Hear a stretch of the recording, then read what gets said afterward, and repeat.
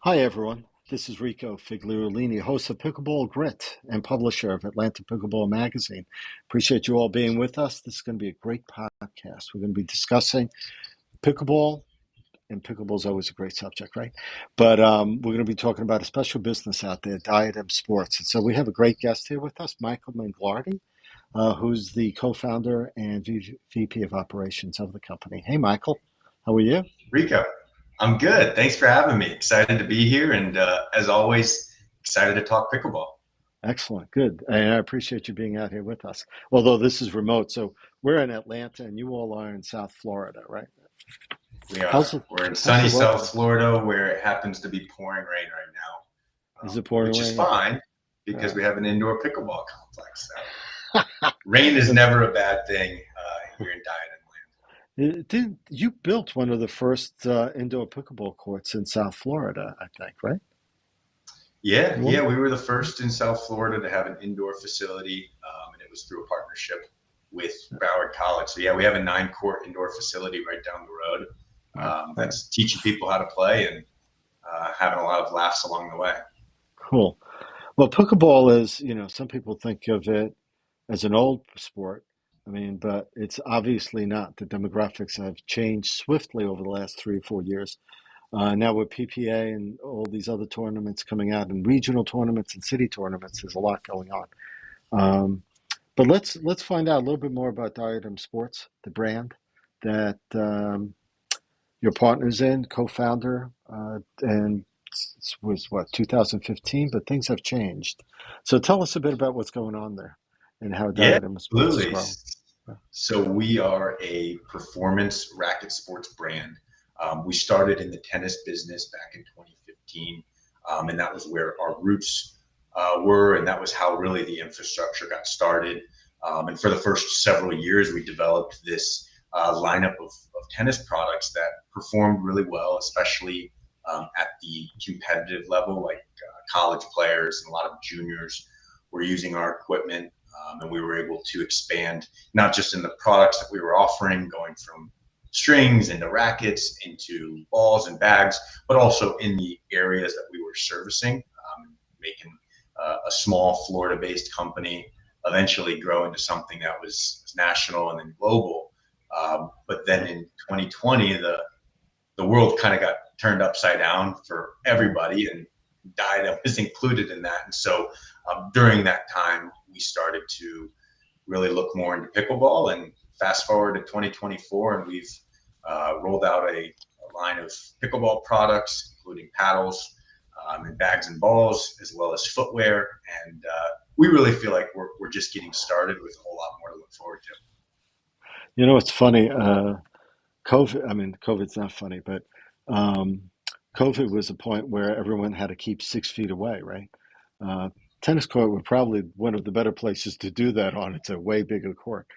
Um, but pickleball, I mean, I play tennis a lot. I play a little bit of pickleball.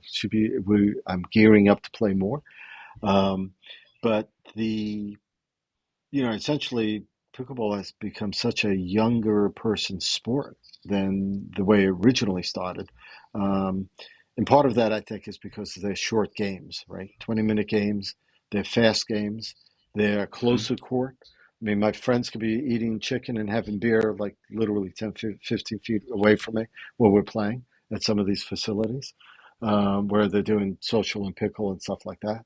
Um, so it's an interesting sport that way. But lots of companies have been coming into this booming industry.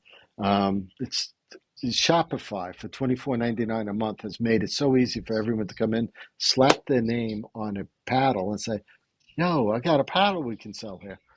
But Diadem Sports is not like that, right? You all have innovation technology that you're developing yourself that are informing the products that you're creating. So tell us a little bit about that innovation, about that technology. Yeah, and we've always been proud of the innovation and the uniqueness of many of our products. What's kind of cool about pickleball is that accessibility, not just as a player, but also for brands. And there's a lot of brands for customers to choose from, and that's great. You know, it's Hmm. going to make the industry stronger overall, and it's going to ultimately give consumers options to pick from. But when we look at the product side of the business, we've always looked at how we can be just a little bit different or offer something that maybe doesn't exist in the market. And that goes back to some of our earliest products, like the Icon V1 and the Warrior V1 back in 2021. Those were two paddles that were very different from what the market had seen. And so we use that as the foundation of development. We give people a reason to want to try whatever product it is we're developing. And then our plan is to retain our customers through great customer service and a brand that they want to be a part of, and obviously an enjoyable experience from start to finish. One of the products that you all developed also is the Hush paddle. It was kind of interesting being in Atlanta and in small communities and stuff. I always hear people talking about the sound of those paddles, pop, pop, pop, pop, pop. Like some people just can't get over it. But Yep. so tell us a little bit about that Hush paddle and how it addresses that noise issue. Yeah, so the Hush is one of our newest paddles that we've launched, and it's definitely one that we've been excited about because it addresses a core issue in the sport. When you boil it all down, pickleball really has two major issues in the sport that are limiting even more explosive growth than it's already had. One of them is the number of courts, and the second is the sound that the sport makes. And it's beautiful that you can drop a pickleball court in the middle of a neighborhood, Yes. but you can ask the neighbors, and they're not so happy about the dropping of pickleball courts everywhere. So what we did with the Hush was we tried to make a paddle that still performed like a high-end paddle, but was able to play quieter and more noise friendly for those communities that were sensitive to the sound. And so that was a fun one for us because it gave us the opportunity to experiment with some different materials that really hadn't been used in paddles before, like the eTPU face and some of the foams that are incorporated into that paddle. But ultimately what you end up with is a paddle that's 40% quieter than a traditional pickleball paddle, but still plays really, really well. And it's going to be powerful and explosive and arm friendly because you don't have the same harsh vibrations that a traditional paddle would give you. Right. So going on to that, there's honeycomb paddles, right? As well, I guess. Tell us, do you all do the same honeycomb type interiors to those paddles that some of the paddles So have? How does yeah, that so work? the core of most of our paddles is made up of honeycomb, and that's what has become the standard for a lot of really all pickleball paddles in recent times. Of course, you have wood and you have other materials that have been used in the past, but your traditional high performance paddle is going to have some element of honeycomb paired with carbon fiber, and then brands like ours and others have started to introduce the use of like foam injections and foam cores to help minimize vibrations. But a lot of our early paddle development stemmed from the tennis infrastructure that we had already built. So we were already pretty sophisticated in our carbon fiber molding processes and our injection processes because it was things that we were doing in the tennis business as far back as 2018. And so when we saw the opportunity to get more involved in pickleball, we thought we would take some of the best technologies that we had on the tennis side and see how we could introduce that into a paddle. And the end result was a number of paddles that have played really well for people over a number of years and have given us a starting point for future developments. So, being that you all were in tennis too, strings, right? There's straight strings, there's wavy strings, there's different texture strings to make either to be able to play differently, soft, hard, to be able to get the ground stroke stronger, I guess. So grit's been introduced, right, at some point to paddleball over time. I'm Mm-hmm. assuming you experiment with that as well, and some of your paddles do that too. I mean, it's changed so much over the last 2 years, I think, in the industry.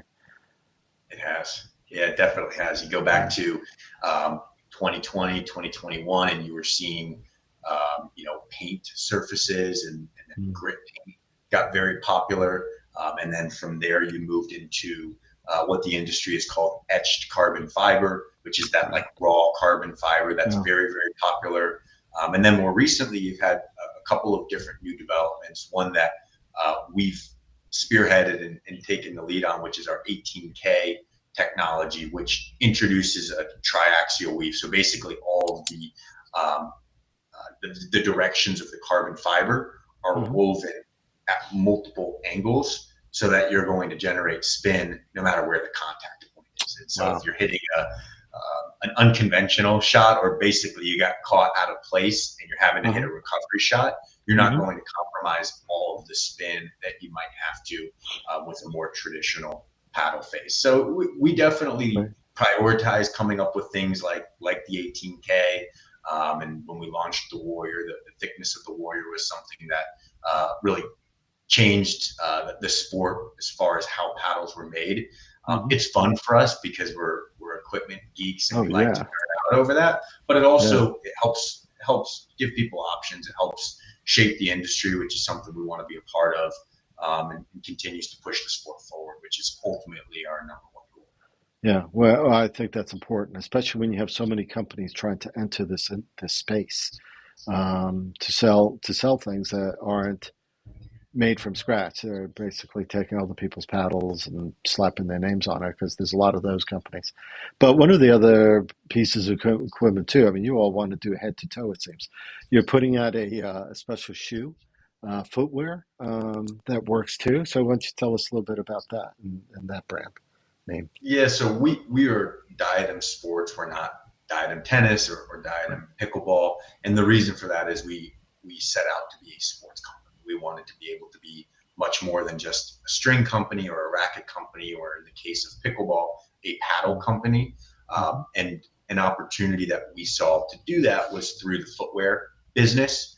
Right. And so we spent about a year and a half developing our first court shoe that we launched in January of this year. So it's been out for about 9 months now. But that was a huge step for the brand because shoes are a different animal when it comes to product development and the resources that you need to successfully make a shoe.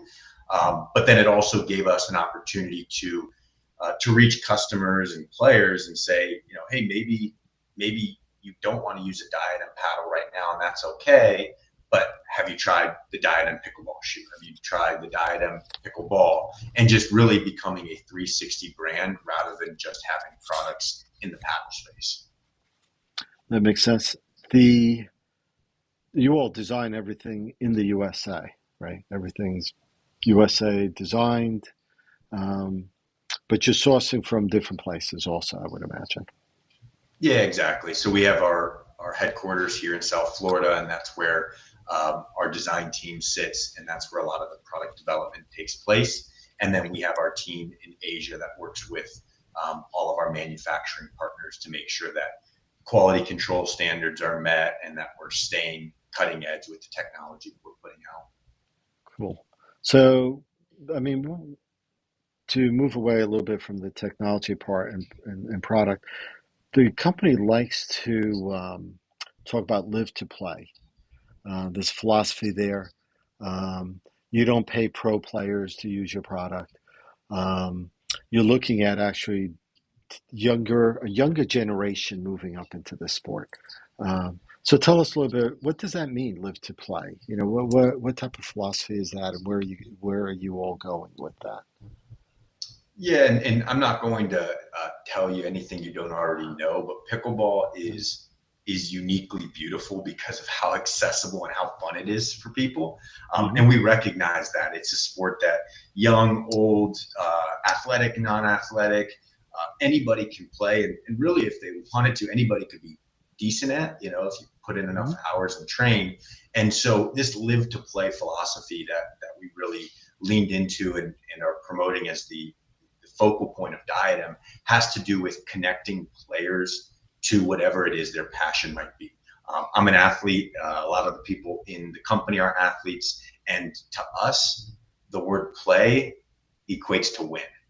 The word play equates to compete. It equates to like having that edge and really being like a gritty competitor.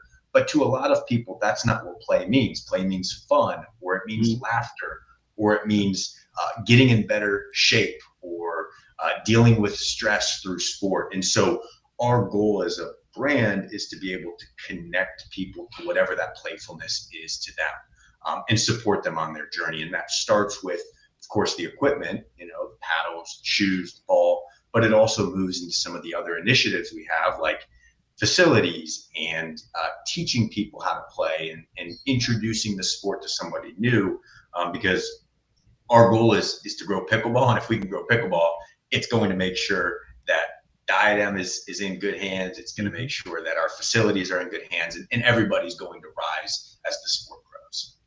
So I mean, I can see the fun in it. I mean, you're in what you do, Michael, because I can see the joy over there.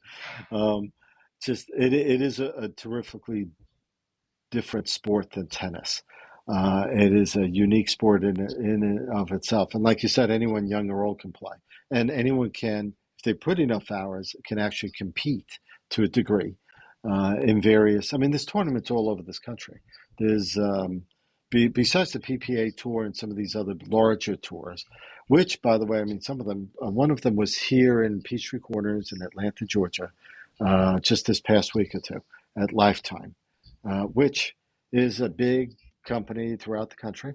They're known mainly for their tennis, although they just converted quite a few tennis courts into pickleball courts at this facility. They have now 24, I think 14 indoor and the rest outdoor.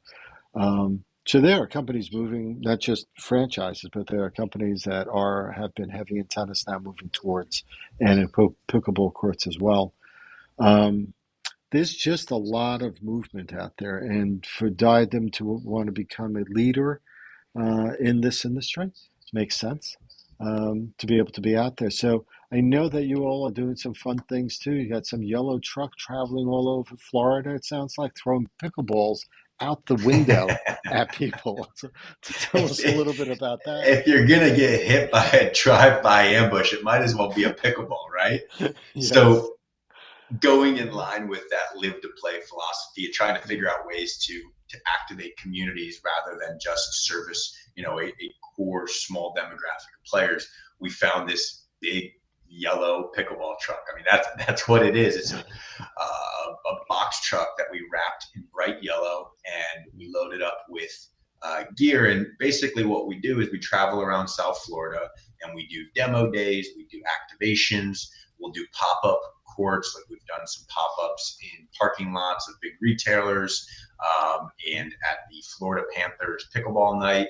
And so we're using that as a way to service our existing partners and customers, and making sure that they're really able to connect with the Diadem brand.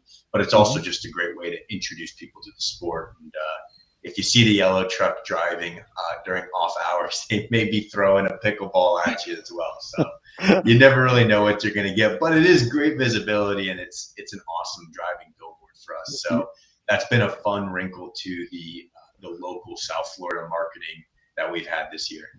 That would be great to end up throwing one out, and then someone actually pulls out a paddle and smacks it back. In South Florida, I wouldn't be surprised. Everybody down here is a pickleball player, it's just so cool to see. And we are certainly appreciative of the industry that we are in, but also just the market that we're in. South Florida is just phenomenal for tennis and pickleball. And you all are doing an initiative of, was it 250,000 free ball campaign or something? 250,000 pickleballs just going out there. So tell us a bit That's about right. that, because I can't even imagine what that would look like.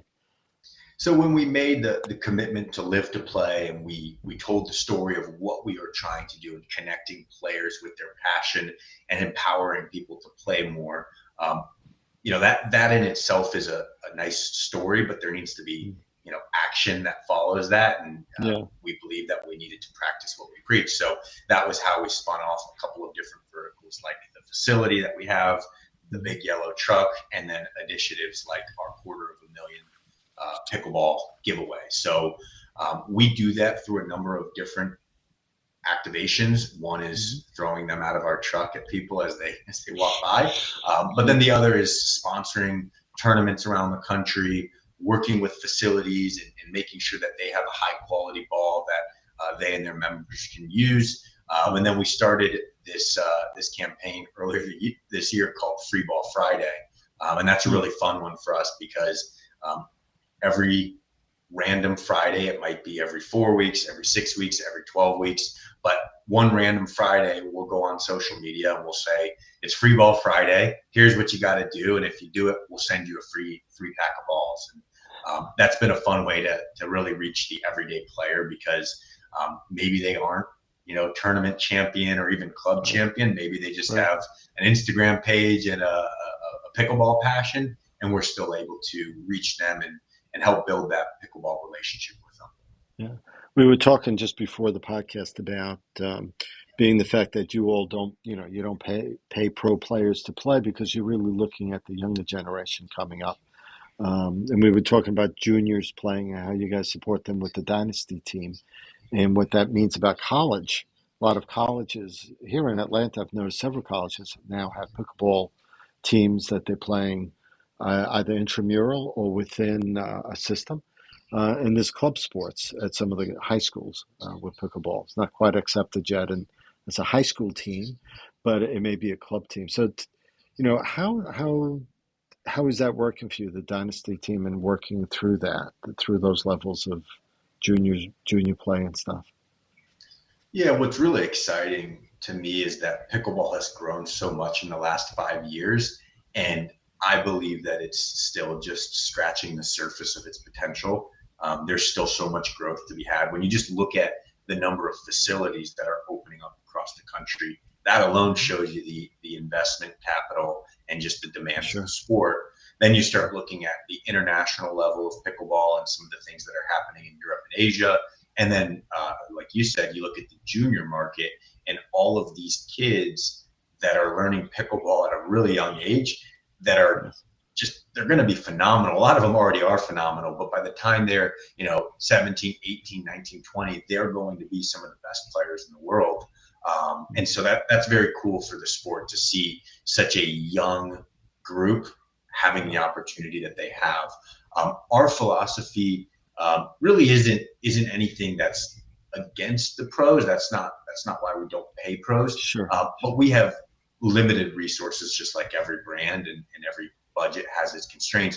We believe if we're going to spend money on growing the game and supporting athletes, we want to support the everyday athletes, starting with the juniors, moving into the collegiate club level of pickleball, and even like the high school club level of pickleball, and then going into the everyday players. I think there's a lot of serious tournament level players, but there's way more people that are just going to the park and playing pickleball with their group of friends that don't necessarily know what it's like to compete at an ultra high level. So we want to empower the young players and build out that dynasty team, just like we've done with tennis, and really just speak to the everyday player, the guys that are going out there just to have a good, fun time and bring somebody new and grow the sport. You guys have a partnership also with the local college, Broward College, in the indoor pickleball complex. I mean, is that the beginning of doing it like with other places as well? We would love to. We put together a really great partnership with Broward College, and their team was really creative and great to work with on this initiative. But basically, we took their old auditorium where they had a couple of basketball courts and a performing arts stage, but it really wasn't being utilized a whole lot. And we worked with them to demo the basketball courts, put 9 indoor, beautiful championship level pickleball courts in, and introduce a whole lot of new players to the sport. As of a couple of weeks ago, we had introduced 1,250, because we celebrated it, 1,250 new players that learned to play pickleball at the DPC, and that was just in our first 13 months of being open. So that's one of the things that gets me really fired up, because it's showing how many new people are still out there that haven't seen how great this sport can be. But to go back to your question, yeah, we would love to open facilities around the country that work, that are affordable and accessible for players. And if they're not Diadem facilities, that's fine too. We want to help support anybody that's trying to open a facility, because Sure. all of us working together are trying to grow the sport.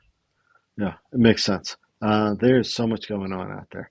I mean, between I forget how many franchise companies there are wanting to build courts, a dozen courts here, a dozen courts there.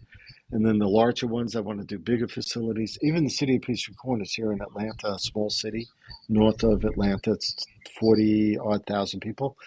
They were thinking of developing their own, I think, 25 court facility until Lifetime, which is also in the city, decided they were going to put 24 together themselves. So things are moving fast. You have companies like Painted Pickle, like Pickle and Social. There's quite a few places open. ITA here in Atlanta, providing like open play. And then you got the county parks and the city parks doing their stuff. So there's lots out here. People are just, even that PPA tour that was here a few weeks ago. Yeah, they had, like you said, they have a small amount of pros playing, but they had 1,000 other people going through the backside of it that they paid their fee to play in competition to win a little medal or something, because it's fun doing it, and anyone can do this, and you could be at a certain level. It doesn't matter. So yeah, there are quite a few people getting into it. It seems. Yeah, In Atlanta, people go ahead. people thrive off of, I think, that sense of competitiveness. And like you said, they're Yes. paying their fees and they're traveling just to get a little bit of a medal or a plaque. But Yeah. people naturally want to be competitive and see where they match up. Like, hey, how good am I when you take me out of Right. the one park that I play at every week? Right. So it's been cool to see the demand for the amateur level at these pro events, and just how many people will travel and set up for a weekend Mm-hmm. to not just watch the pros, but also to play themselves.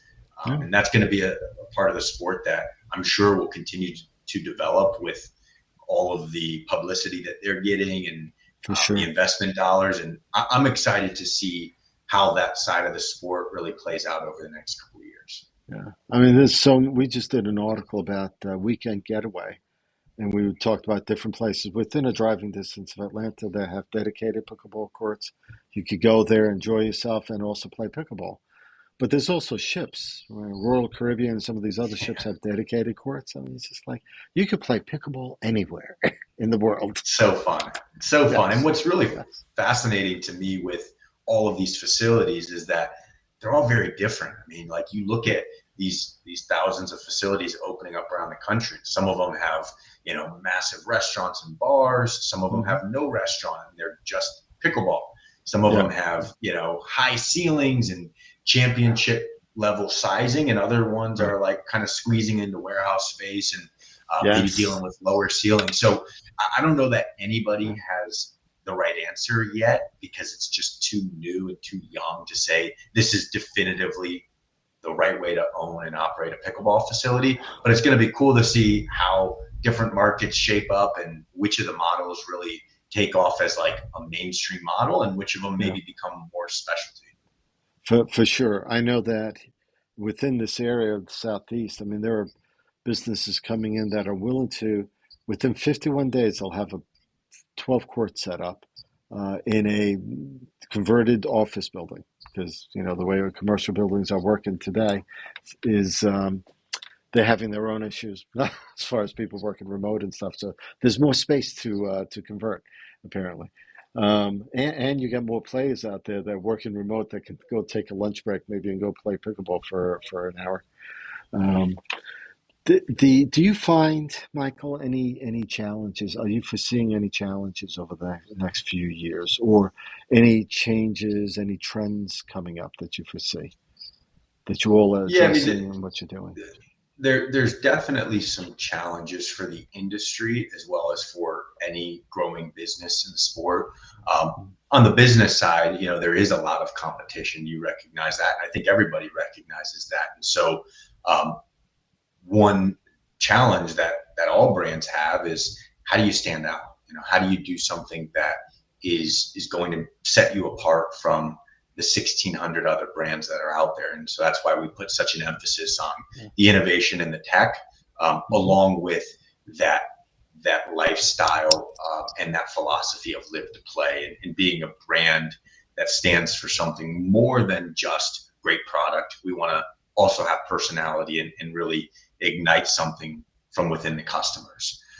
When you look at the industry as a whole, I think there's some challenges, but there's a whole lot to be excited about when you just look at how small pickleball still is globally. The sky's the limit with how big this thing can get. The two problems, like we talked about earlier, still are the number of courts available, which is being addressed by all these facilities that are opening, and cities and parks that are converting courts.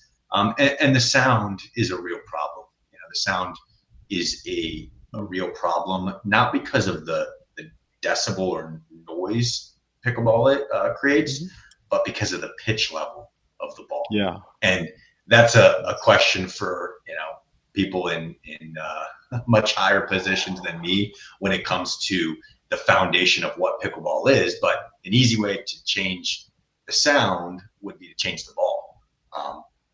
To change the ball, then you're substantially changing the sport. So it opens up an entirely new can of worms. But we'll have to see, what the governing bodies and leading associations do to address some of those challenges.